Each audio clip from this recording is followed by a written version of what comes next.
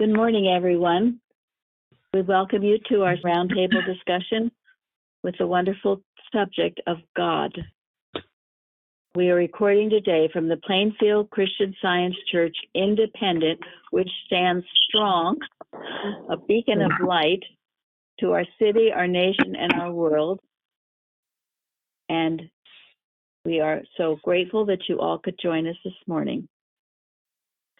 We will begin with our morning prayer. I'm reading this morning from Addenda of Collectania, page 19, 2 excerpts from there. The kingdom of heaven is God's government of his ideas, his wise and compelling enforcement of law, his unerring jurisdiction. I am a citizen of his dominion, governed by his laws and protected by these laws. My affairs are administered justly, harmoniously by these laws. The laws of divine principle operate because infinite power and intelligence are back of them, not because we invoke them. And they no more stop working than the laws of this country. You are the child of the loving God, surrounded and protected by infinite love. There is no hatred or evil to frighten you. You have no disease. You have nothing to fear. You are not in danger. You are entirely well and continually held in the presence of God. Mary Baker Eddy. Beautiful, thank you. Yeah. Okay, Karen, the watching point. Watch number 44. Watch. What we are working for in science is an absolute trust in God as the goal of all our efforts. Otherwise, why did Mrs. Eddy write the following? Quote, have trust in the one Father and Mother God without fear or doubt. Do not fear the physical. Just ask for light and goodness. We must talk more closely with God. Bring him nearer to us, more like the old style of praying. We must feel and know that God is what we live in, like the atmosphere or sunshine all about us. We must rest more in God. Give up all to God. Ask for your daily bread, enough for today. A child with its mother does not ask all the time for food and clothing for tomorrow or next week, but runs along happily and trusts its mother's care. So must we do. End quote. It is vitally needed in times of mental weariness or confusion, and also when a student is in danger of believing that he is the one doing the mighty works. Once a splendid student made a shipwreck of his career. When Mrs. Eddy was asked why, she replied with tears in her eyes, quote, the dear boy believed that he did it, end quote. At such times, it is a saving grace for one to turn to God in absolute humility and say with the simple meekness of the Father, Father, Mother, of myself I can do nothing. Thou doest the works, and I trust in thee as a little child. Thank you. Beautiful. The simple meekness of the Master. Yes. So, comments. Well, I love this watch.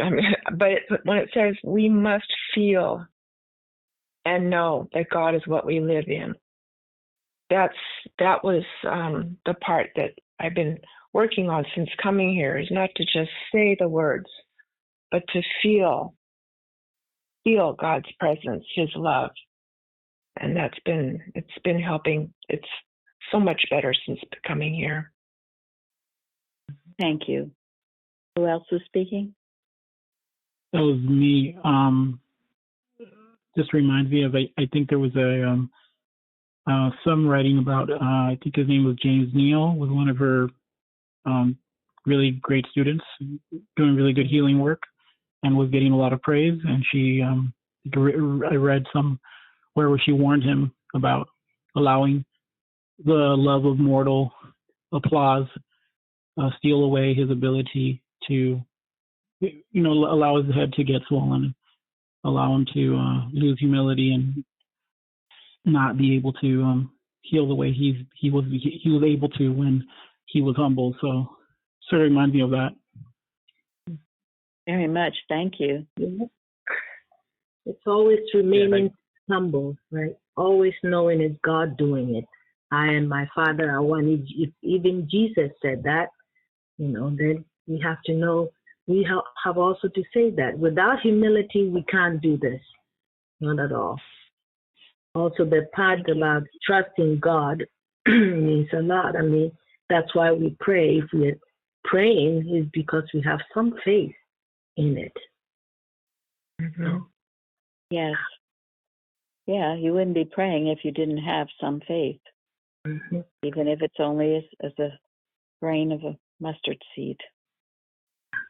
You know what I mean? Well, I was just going to say, I'm pretty sure that James Neal was on the church board after Mrs. Eddy passed and was part of, the getting rid of the estoppel clauses and all that kind of stuff. So Was he? obviously he didn't take Sure. Wow. didn't take that. And see, that is what happens. And it's a danger always. And people start out really well and then they get heady. They get arrogant. They think they know, and it's never them, it's God. And they're not taking the time to pray and do their work and keep their thought right and clear and peaceful. And they're not getting the messages from God. Then trouble starts. That's why one of the things I found is the number one person you have to protect the church from is yourself. You have to make sure that you're doing right, you're thinking right, not worry about other people. Yeah, no, that's very, very true. Once you think you're worrying about everybody else, you're missing where you need to work. Say that too, that the hardest thing sometimes is to get yourself out of the way, as is said all the time, and just to know that there is no other selfhood but God, and it's only God doing the work, and it's not you saving the world from their bad thoughts. It's knowing that they have that only mind also. So thank you. This was a wonderful watch. Yes, that's very true. Not saving the world, knowing everyone has this mind. That's saving the world. Humility gives us the ability to know that we are not afraid because God is with us. We are in a close relationship with God. Thank you. Having human intervention. Yes. If you think you're doing it, next thing you're afraid, you're prideful, then you're shamed. You jump right into the mortal mind of affairs. Thank you, Zeri. And another thing, Mrs. Evans or Mrs. Eddy warns us. You can't be a part-time Christian Scientist. And in other words, you can't be, praying to God part of the time for some things, and then the rest of the time either being fearful about a circumstance or being personal about a circumstance, thinking there are things that you can do, or worrying about things that you can't do. You can't go either way. So we need to establish a strong relationship with God, and the challenge for all of us is to keep that relationship strong all the time. And I pray that. Go ahead, Lawrence. What? No, I was just saying he's ever present. So we have to know that ever presence. Yes, ever present. Yes, ever present. And I pray that this roundtable will enable people to feel close to their father, mother, God. And I love this definition of what Mrs. Eddy describes as God in this watch. And to bring him nearer, like the old style of praying. This meant so much to me at one point when I was newer in science, but all the, God is mind and all of that, I had trouble with that. It seemed very abstract. Now, some people identify with that kind of definition of God, but I had trouble with it. And I remember reading this and how much it meant to me. I studied it a lot, to live in God, like the atmosphere of sunshine that's all around us, to rest in God, to give it all to God, ask him for your daily bread just for today. And then as a child, if you run along with your parents, you're not worried. You just know they're going to take care of everything. It's a wonderful feeling to feel that way. Yeah. I love this, so thank you. Beautiful watching point for the week. And along with the humility in the lesson, very important, 2 Chronicles, if my people which are called by my name shall humble themselves and pray and seek my face and turn from their wicked ways, then will I hear from heaven and will forgive their sin and will heal their land. And this is what we all must be doing for ourselves or, those we love, but also our nation and the world. This is a requirement to humble ourselves. We've gotten so heady in so many ways. And in the lesson, too, I think it's very interesting that there are two examples of use not liberty. You see, God does give us liberty. God has given the United States of America a great privilege of liberty and freedom. We certainly started that way, but it says, use not liberty for an occasion to the flesh, but by love serve one another. And then again, use your liberty, let me start.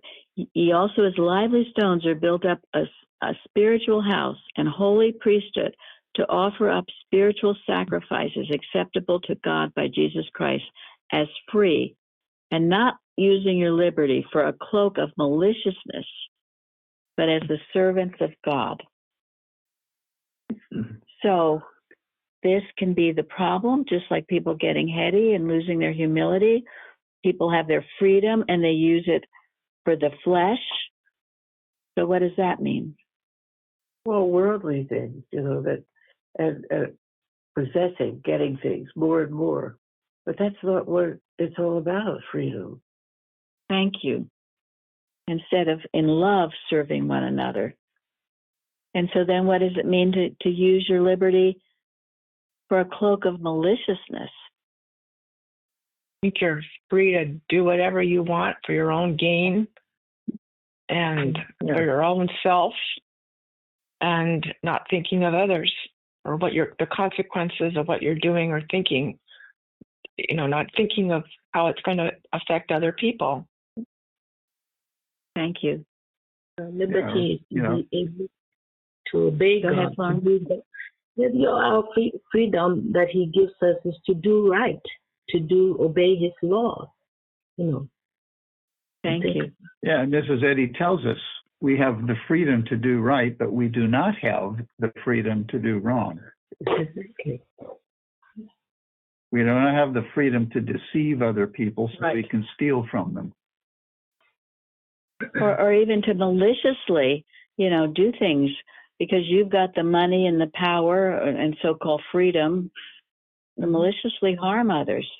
That's a cardinal sin. Yeah. So watch it. Yep, watch it. And this is where, we get into big trouble. And we've seen it. Mrs. Evans used to talk about it in the Christian Science movement, using the liberty for the flesh, where I've talked about it before. You get your health, you get wealth, you get whatever you seem to want, and then you just go to sleep. Sleep on. That is not the end all and be all. No. That is not the objective. Mm. Whatever Yeah, you're not only given, I've, I whatever know you're given, you're to use in the service of God. Whatever's given to you, that's what this says. Twice it says it. But in love, serve one another, but as servants of God. That's how we use our liberty, our freedom, and all the good that God has given us to serve others. Go ahead, Elizabeth. Well, no, I was just saying that when things seem to be harmonious humanly with your health and your wealth and whatever, that's when you're really have to be on your toes, because that animal magnetism seems to come along when you're not watching. So just because things seem all sweet and calm, you still have to be with God all the time, and that's how you know that you're protected from that. Thank you. And that's where it comes in that, you love God with your whole heart, mind, and soul, as the lesson also says. So you can't be taken off. And just remember what it used to be like before you found God, how horrible it was. Yeah. And all of us have that right. When you think you can't find God or you don't know God, that's error talking. You do know God. Just listen. He's right there with you. Try listening instead of telling him things. Listen. He's right there always. Of course you know God. You were born to know God. That's why you were created. You don't know anything else. What's that? In truth, you don't know anything else. Absolutely. So listen. He's right there. Don't say you don't know him. You do know him. Acquaint now thyself with him and be at peace. And spend some time getting to know him and communing with him and being grateful. That's why being grateful is so important, because gratitude is in many ways God with us, because you're acknowledging all that he's done, and to be so grateful for life itself. All right, you can read the golden text. Okay. Exodus. My presence shall go with thee, and I will give thee rest. There we are. And what Florence said earlier about the presence of God with us, ever present. Gary sent some beautiful articles, and two of them are on that, the ever presence of God, which we'll go into. But first, Nancy, hear what Mrs. Eddy says. Yes, and it went with what you just said about acquainting ourselves with God. She writes in prose works, if God be for us, who can be against us? If he be with us, the wayside is a sanctuary, and the desert a resting place, peopled with living witnesses of the fact that God is love. God is universal, confined to no spot, defined by no dogma, appropriated by no sect, not more to one than to all.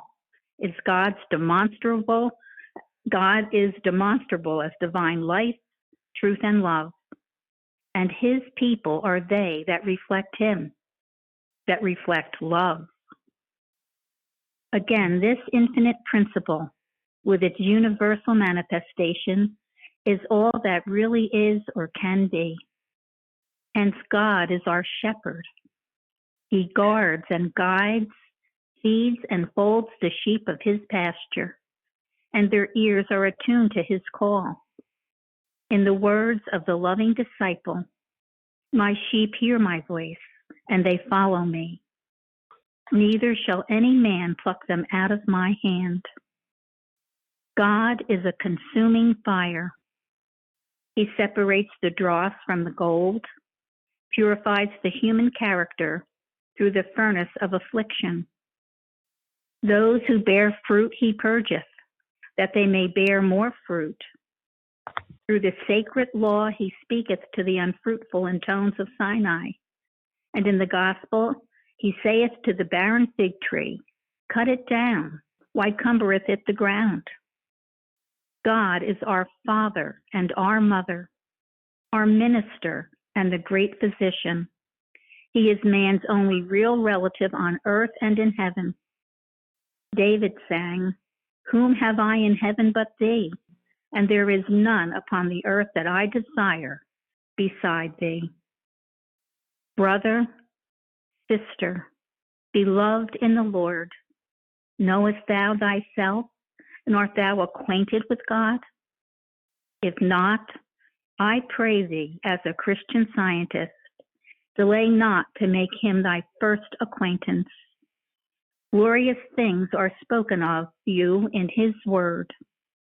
Ye are a chosen people, whose God is what? Even all. I loved that. Thank you very much. Absolutely beautiful. Yes. Mrs. Eddy, pages 150 to 151 in Prose Works. Mm-hmm. What a beautiful description of our Father, Mother, God. And I love it. He's our Father, our Mother, our Minister, the great Physician, and our only real relative on earth and in heaven. Good to remember these things. So if you think you don't know God, maybe you're not accepting him fully for all the wonderful things he is. And ye are a chosen people, whose God is what? Even all. I was thinking that's what makes you chosen. If you understand your relationship with God, if you understand these beautiful paragraphs of Mrs. Eddy, then you're a chosen people, not because he chose you, but you have chosen yourself to love him and to recognize who and what he is, whose God is what? Even all. So get to where you are seeing God as all. All is infinite mind and its infinite manifestation, for God is all in all. There is nothing but him. You see something that doesn't seem to be him, then you can know that that's just a false picture. Mm-hmm. And that's miscellaneous writings in Prose Works. Thank you. Yes, correct. Yeah. Yes. Well, that's certainly an easy way to stay active and awake, is just by keeping that knowledge in front of you. You know, we talked about going to sleep. You can't go to sleep when you're trying to actively acknowledge, you know, that God is all. And, Thank you. you know, and from that allness, there's an expectation that we are to see God's love expressed as well. Thank you. And there is Cardell's contribution. So I read it. Yeah. God is love by Art Anchor. God is love. We know this is true. Love is an active healing power, when expressed by me and you. We show this love by caring and God's abundance sharing. There's so much love we could give to help our brother truly live. Don't hold back this gift of God. The world needs the love you give. Thank you. And that's it. And in a article Carrie sent, I loved it. I think it was by Duncan Sinclair, but it brings out the point. Jesus didn't tell people to go out and pray. He'd tell them to go preach the gospel, heal the sick, right? To make God active in your life. If you don't do that, and if you just sit in your chair and think about it, as Tony was saying, you've got to go out and live it. Live it. Be love. Be the truth. Be life, and all that entails. Beautiful. And Art Anchor, we have a little booklet of his beautiful poems. Mm-hmm. And, you know, Martha Wilcox, this goes back to, I think, what Elizabeth was saying, but Martha Wilcox says on page 219 in the book we have, all false appearance is but the hidden existence of God. Mm-hmm. Again, God is all in all. So false appearance is the hidden existence of God. Right there in that aggravating spot is God.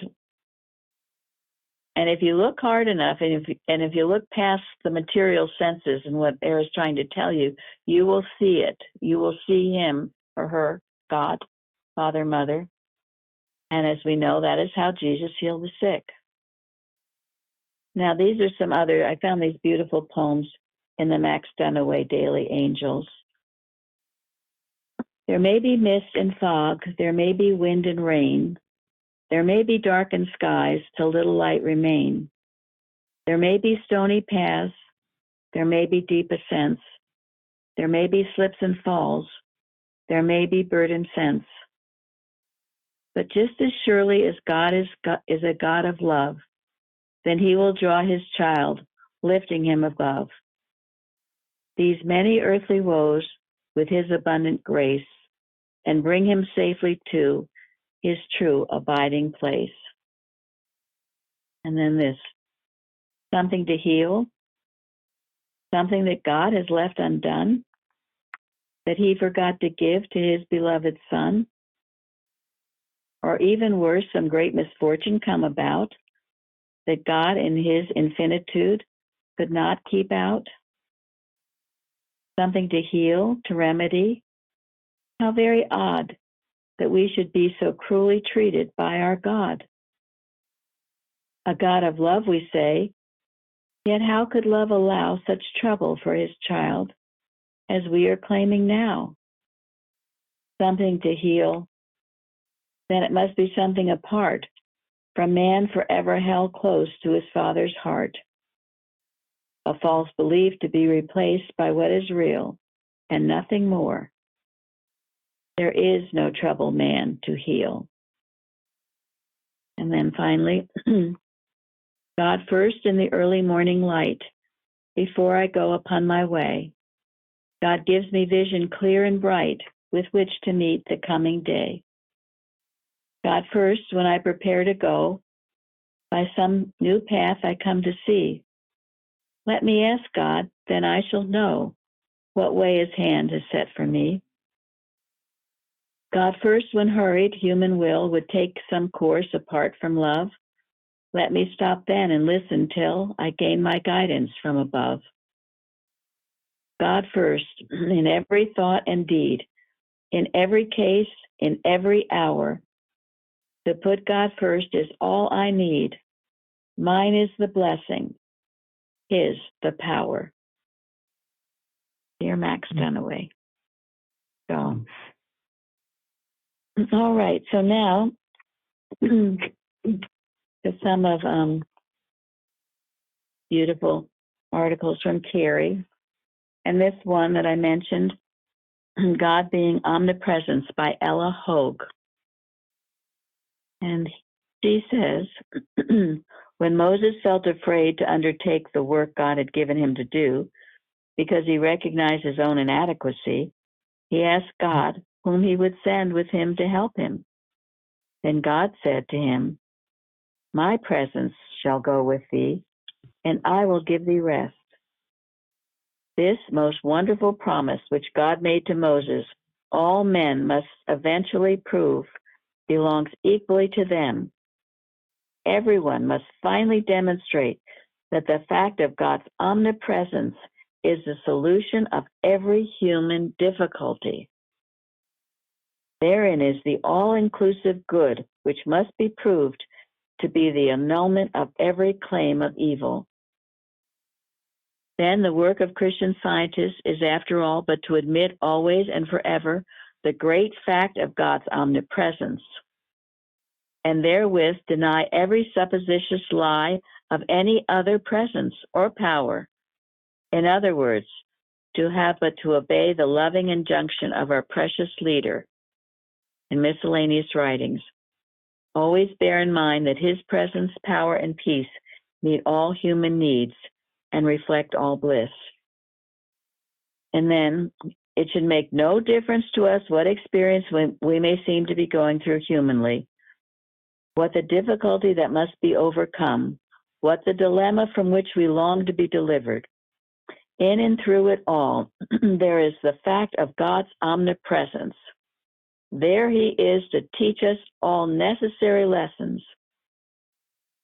Above all else, let us always remember that he is not only all presence, but he is always all acting. However insistently error may be claiming to produce all sorts of evil phenomena, however it may be seeming to vaunt itself, it has never done anything, is not doing anything, and never will do anything. God alone is acting, and his all presence is but uncovering to the human consciousness all error, that it may be reduced to its native nothingness. It's a wonderful fact. As Florence brought out earlier, it's the omnipresence of God that will heal everything. What is it that it can't heal? What problem do you have that it can't heal?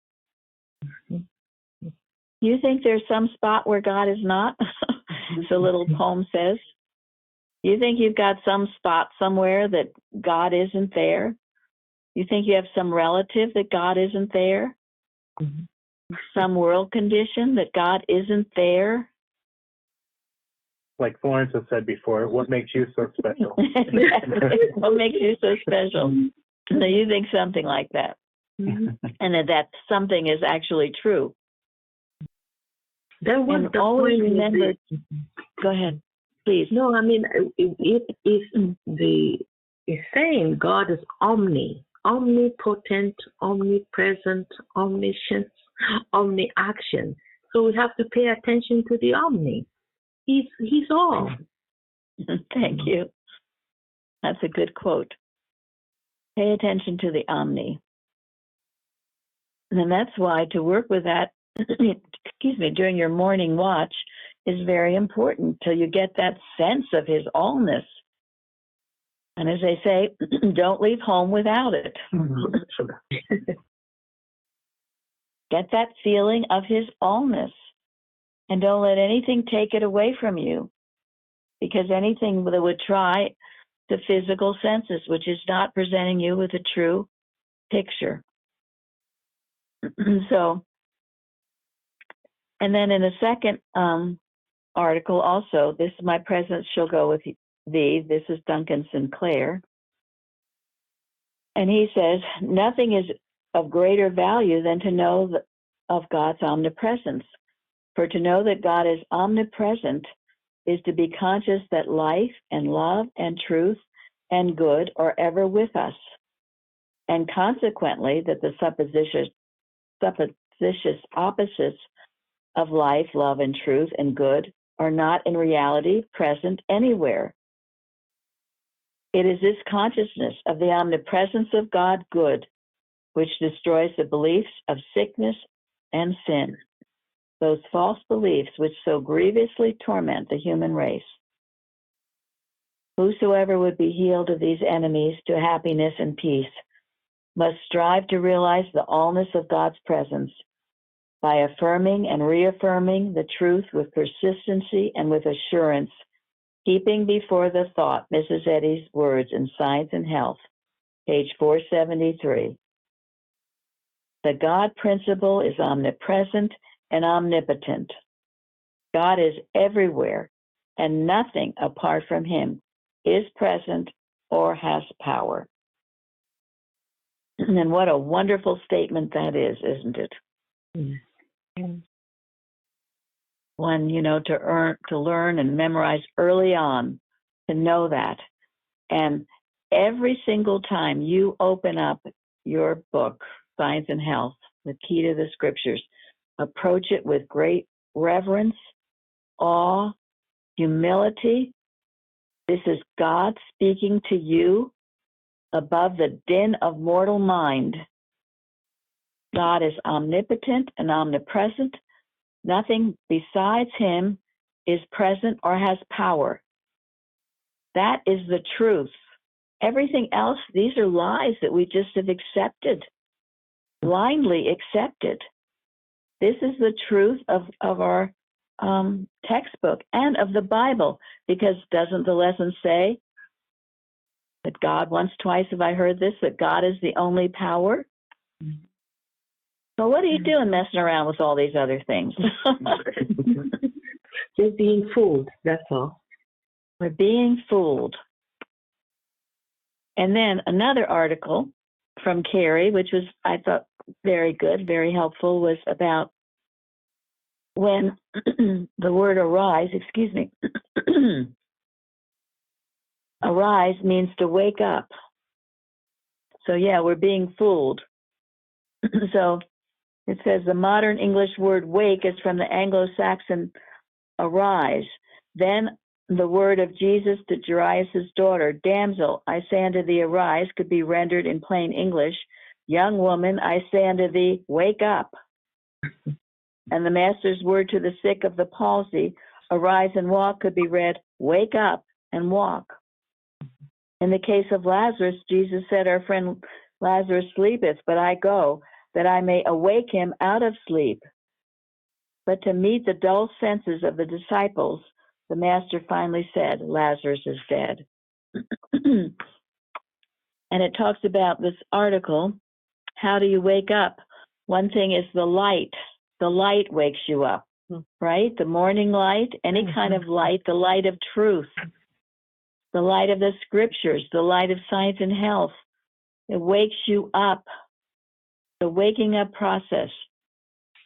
It's interesting, even your body's attuned to go to sleep when it gets dark and to wake up at light. I can usually tell the minute that first ray, creeps through the window. Wide awake. And then another way to wake up is the word, the voice. The voice is another awakener of men. We speak to sleeping children. We tell them to wake up. And Mrs. Eddy says that the disciples were wakened by their Master's voice. Science and Health, page 35. So wake up. Don't be fooled by error, by what error is trying to tell you. And then in another very beautiful, interesting article, I'll let Gary read this. It's called The Dream of Mortal Life by an RSM. And it speaks for itself, but it's about a man called, it's pronounced as I Have It. Okay, I Have It is his name, so go ahead, since I've talked a lot. Okay. He writes, a story is told of a wealthy man whom I will call Have It. I Have It. The story, very much abridged, runs something like this. The man was rich in flocks, in herds, in money, in family ties, in respect and honor, and in all things that seem to make for comfort and happiness in this mortal life. One day a priest came, telling of a wonderful find of diamonds in a certain place. The rich man went to bed poor, for he had found discontent. He too must find diamonds. He sold his flocks and herds and took his departure. He would not seek near home. He would go afar, and he spent all in his vain search and was finally swallowed up by a tidal wave, a poor, outcast vagabond. Not long after Have It left home, the man who lived on his place found in a little pool back of the house a shining piece of stone. It was a poor, shallow pool, hollowed out for the water to fill and covered with pebbles on the bottom. No doubt it was muddy. One had to wait sometimes for the spring to refill it after the camels had been watered. The man, attracted by the stone shining in the pool, picked it up and, pleased with its glitter, took it into the house and placed it on a shelf where he could often see it. It lay there some time, but finally, the priest who had visited Have It and who told him about the diamond mine chanced to visit the place again. He was at once attracted to the shining stone. Where was it found? Out in the little pool. Any more? Probably. The owner had not noticed much, being given to other things. The priest, interested, began looking about, and it was discovered that diamonds were there in plenty, for the shining stone was nothing else. The domain that Ahhavet had left to search for diamonds in other lands was literally sown with the precious stones. It is said that this was the site of the Golconda mines. To point a moral and adorn a tale so pertinent as this is hardly needful. We all overlook the things near us and think that the desirable things are afar off. The kingdom of God, good, is within you. Look within and find it. The pool may be shallow, perchance nearly empty, but there may be found the precious gems of truth, the truth that makes free. Arise, shine, for thy light is come, and the glory of the Lord is risen upon thee. The glory, the character of the Lord, as some quaintly translate it, is upon thee. Not shall be when you have become sufficiently good, but it is here, now and forever. Why this struggle for the very things we now have? It is not place, power, rank, or display that makes life worth living. It is life itself, and this we ever have, and that abundantly. Open thou mine eyes, that I may behold wondrous things out of thy law. Now, isn't this just so exciting? We have like a diamond mine right within us. And of course, God enables you to recognize it, see it, take part in it, because he loves you. He's a God of love. And no one is excluded. Everybody.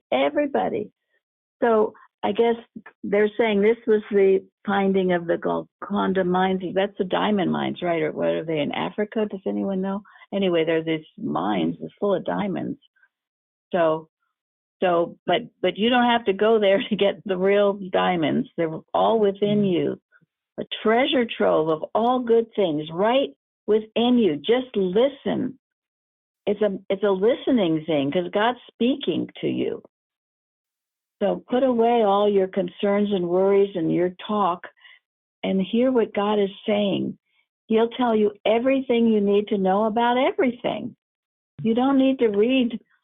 Well, sometimes it's helpful, but generally speaking, you don't have to read a lot of manuals. Sometimes it's helpful, I will admit. But generally, God is speaking directly to you with anything, including if you need to read a manual, which one to read and how to understand it. So he is your mind, and in that case, this becomes alive. He is your mind, your life, truth. And as you express all his qualities, you are a law of annihilation to everything unlike itself, Mrs. Eddy says. That is much more valuable than any diamond or gold that you could ever find in the ground. Thank you.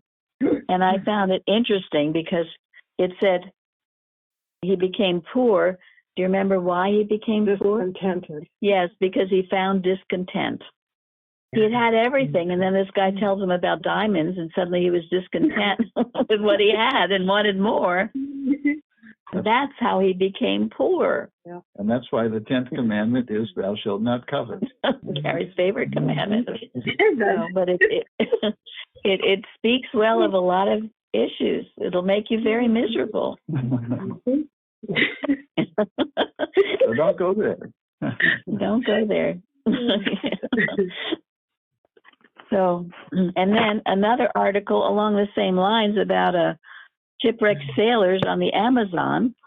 And it says that this river is so wide at its mouth that far beyond the sight of land, its water is fresh enough to drink. Who knew, right? But the shipwrecked sailors who had been suffering for days from want of water to drink, supposing they were still in salt water. So finally, someone signaled to them and said, drink, the water's clean and pure, it's not salty. In other words, it was all there, but they just didn't know it. So spend it just an exciting week finding your relationship with God and how it's all there, all health, all joy, vision, beauty, you name it, hearing, mobility, you name it, it's there. You just haven't tapped into your diamond mind. The kingdom of heaven is within you. It's very exciting. We should all feel so excited about this. So something I've noticed through the years, I've seen people come through and, they're on the search for truth. And they're so caught up in that search that they don't realize when they have found it here, and they keep looking. And then we hear about them later and they're looking into foolish things. So know when you found it. Well, that is so true. And, all this other stuff, Mrs. Eddy had it all, and we must be so grateful to her, what she's given us, and know that she will be recognized for what she's done. Not that that's terribly important, but in a way it is. It is right to acknowledge her. I just was reading, I don't remember where, but she said that it was the Blue Book, I think, that acknowledging her had to do with protecting the cause. Yeah, yes, that's right. Absolutely. Mm-hmm. Because anytime they want to discredit anything, they will get at the author. They will tell you that person is a terrible person. And, Wikipedia, all these things, they do it. You can't trust it. Mm-hmm. You got to research for yourself, because you will be misinformed and perhaps miss something very valuable. And I haven't read in a long time, but I don't think they had a lot of good to say about Mrs. Eddy. Not on Wikipedia, they didn't. Not in Wikipedia, no. So that's why we have Tony, who has a website, and we should all go to that. And he's been changing it around with articles. These articles from Terry that are invaluable. That's like a diamond field. So Gary's going to read one now too. It's a little bit long, so he'll start now. Lively Stones is the title, by Ella Hogue. No figure of speech has been a greater favorite with writers of all ages than that of stones. The Bible contains examples almost without number of the use of stones as metaphor. When there was the wish to write of something reprehensible, we read of hearts of stone, stones of darkness, stones of emptiness, stones of stubbornly, while the purpose to commend would find expressions as tried stones, white stones, and so on. Christ is frequently referred to as a stone, a precious cornerstone, a living stone, an elect stone. Perhaps no use of the word can bring to students of Christian Science a more practical lesson than that which Peter indulged in when he spoke of the elect of his day as lively stones. We read in the second chapter of 1 Peter, quote, "Ye also, as lively stones, are built up a spiritual house and holy priesthood, to offer up spiritual sacrifices, acceptable to God by Jesus Christ," end quote. This contemplation of a stone as lively immediately presents something unusual to thought, and sets one wondering as to the possibility of uniting such opposite qualities as those ordinarily attributed to stones, as, for instance, endurance, firmness, strength, stability, and those which belong to the usual definitions of lively, such as active, animated, energetic, buoyant, enlivening. When Peter goes on to say that these lively stones are built up a spiritual house and holy priesthood to offer up spiritual sacrifices, he really expresses the whole truth of right spiritual activity in living. For what does the offering of spiritual sacrifice mean, except the yielding of every material belief to the quick and instant necessity of expressing the qualities of good, that the spiritual structure of righteousness may appear? One of the most important lessons for all Christian scientists is to have their stones fit in the universal structure. One great difficulty is that each one is often thinking more about his own stone than of the perfection of the whole structure. Because of this, he is apt to believe his stone is quite perfect as it is, and it cannot appear just as he presents it very well, then it need not appear at all. He argues to himself that all his praying and studying and working has enabled him to get so close to God, divine mind, that necessarily his stone must be perfect. But then it doesn't fit. So what is to be done about it? He must remember to be a lively stone. And today, this surely means the willingness to sacrifice even what may appear as beautiful to him, if it does not join the presenting of a perfect structure. Today, stones still need much polishing. There is still many a rough corner here and many an excrescence there to be smoothed away. There is many a human opinion, many a human desire that must be sacrificed before the stones shall appear in all their beauty and perfection. Then Christian scientists will do well always to remember to be lively stones. Or as our leader tells us in Poems, page 76, quote, "Be awake, like this stone, be in thy place. Stand, not sit," end quote. Who knew about stones? Thank you all for joining us today. Thank you. Thank you so much. Thank you.